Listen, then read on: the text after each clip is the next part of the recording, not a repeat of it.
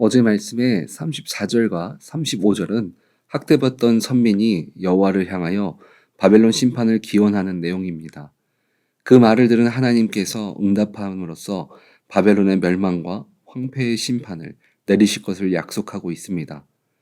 36절을 보면 그러므로 여호와께서 이와 같이 말씀하시되 보라 내가 내 송사를 듣고 너를 위하여 보복하여 그의 바다를 말리며 그의 샘을 말리리니 이 하나님의 보복은 바다를 말린다라고 표현하고 있습니다. 이것은 차고 넘치는 바벨론의 죄를 비유하기도 합니다. 그리고 실제로 바벨론은 연합군을 이끌던 고레스가 유브라테스 강의 물줄기를 바꾸어서 바벨론 성에 물이 흐르지 못하게 만들었습니다. 바벨론은 얼마 버티지 못하고 전투다운 전투를 치르지 못한 상태에서 항복을 하고 말았습니다. 하나님의 예언들이 실제로 그들의 심판으로 다가왔습니다. 이스라엘도 동일하게 나라가 실제로 멸망하기 전까지는 하나님의 경고를 깨닫지 못했습니다. 하지만 멸망 이후에 이스라엘 백성들은 하나님을 다시 경외하는 마음을 갖게 되었습니다. 그러나 바벨론은 자신들이 처한 상황들이 무엇 때문에 일어났는지 전혀 깨닫지 못하고 있습니다. 그 결과가 37절을 보면 바벨론의 돌무더기가 되어서 승냥이의 거처와 혐오의 대상과 탄식거리가 되고 주민이 없으리라. 바벨론은 건축술이 뛰어난 나라였습니다. 성벽이나 건물, 모든 장식들까지도 화려하고 튼튼한 건축물들로 이루어진 나라였습니다. 하지만 주님은 모든 것을 무너뜨리십니다. 하나님은 죄로 물든 바벨론의 심판을 디테일하게 예언하시고 그 일들이 실제로 드러나게 하셨습니다. 42절을 보면 바다가 바벨론이 넘치며 그 노도 소리가 그 땅을 뒤덮도다. 성경은 바벨론을 무너뜨리게 될 메대와 바사 제국을 바다로 비유했습니다. 마치 물이 덮쳐오는 것처럼 적들이 성을 덮칠 것을 말씀해주고 있습니다. 그리고 바벨론에게 바다는 유프라데스 강을 비유해서 풍요를 상징하고 있습니다.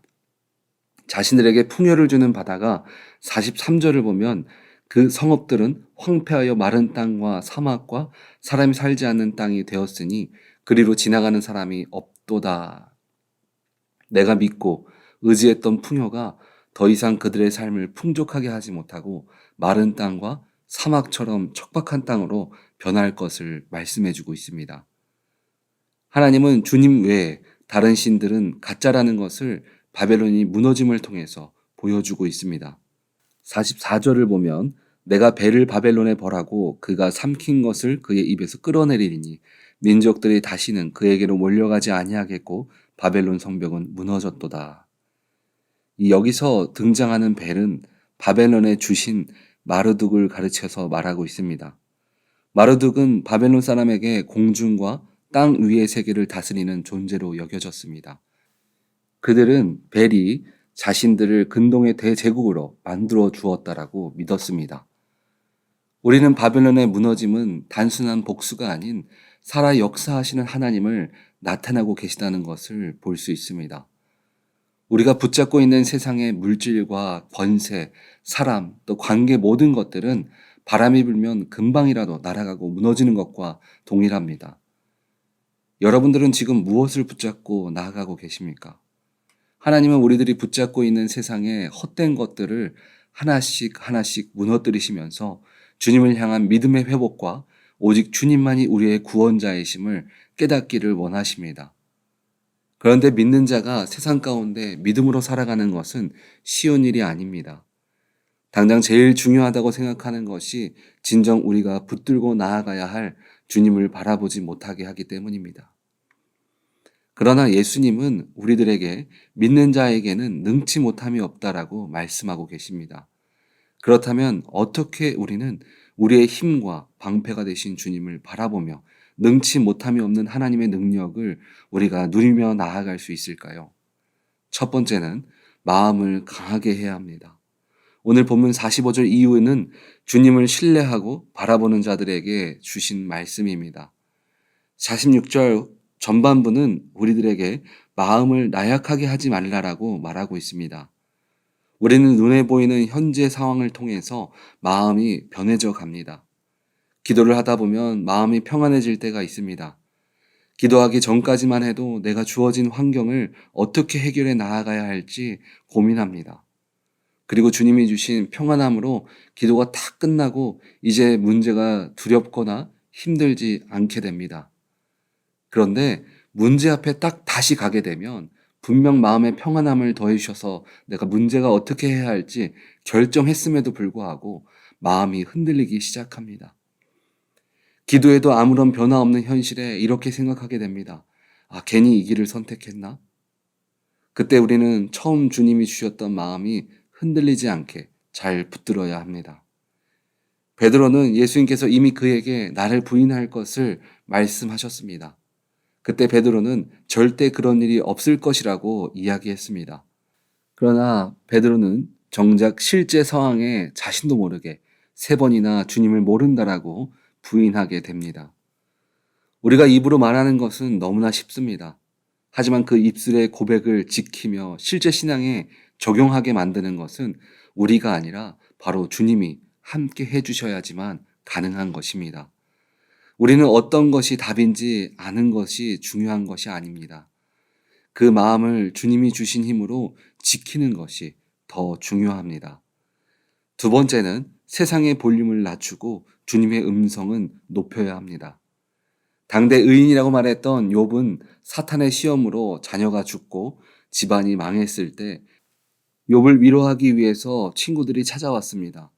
친구들이 욥에게 하는 말은 네가 무엇인가 잘못했기 때문에 이렇게 되었다라고 말하고 있습니다. 오늘 본문에 회복시키시는 하나님은 이스라엘 백성들에게 이렇게 말씀하고 계십니다. 46절에 땅에 들리는 세상의 소문을 듣지 말고 두려워하지 말아라. 여러분은 가장 힘든 시기에 그리고 문제가 앞에 닥쳐왔을 때 어떤 소리에 집중하고 계십니까? 내가 듣기 좋은 말은 당장 마음은 편해질 수 있습니다. 그러나 문제는 해결되어지지 않습니다. 우리는 우리의 길을 만들어주시는 주님의 음성에 집중하며 나아가야 합니다. 세 번째는 멈추지 말고 계속 가야 합니다. 요셉은 주님이 주신 꿈을 한 번도 놓아본 적이 없습니다. 처음 형제들에게 배신을 당할 때에도 그리고 감옥에 들어갔을 때에도 그는 주님이 주신 꿈을 한 번도 멈춘 적이 없습니다.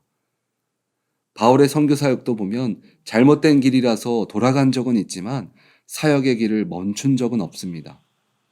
잠언 4장 4절의 말씀을 보니까 아버지가 내게 가르쳐 이르기를 내 말을 내 마음에 두라 내 명령을 지키라 그리하면 살리라.